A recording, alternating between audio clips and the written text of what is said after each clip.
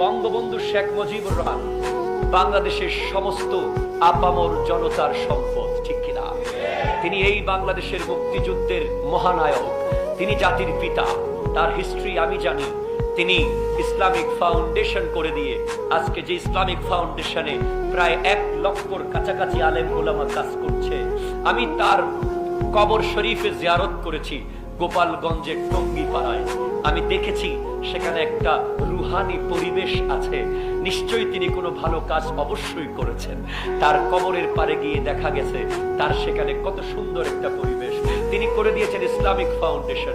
তিনি এমন একটি কাজ করেছেন, তিনি আমার বাংলাদেশের মানুষ এক সময় সরাসরি হজ করতে যেতে পারত না, ইন্ডিয়ার ভিসা নিয়ে যেতে হতো।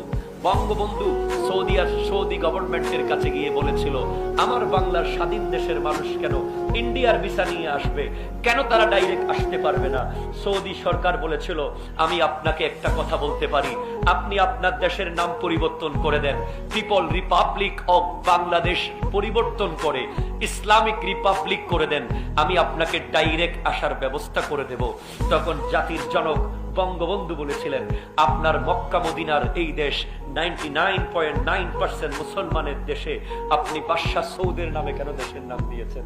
আপনি আগে ইসলামিক রিপাবলিক করেন, তারপর আমি ইসলামিক রিপাবলিক করব। আমার দেশে মুসলমান শুধু থাকে না, হিন্দু থাকে, বৌদ্ধ থাকে, খ্রিস্টান থাকে, সবাইকে নিয়ে আমার দেশ অসাম্প্রদায়িক চেতনায় আমার বাংলাদেশ আছে। আপনি সেটা করেন, আমিও করব।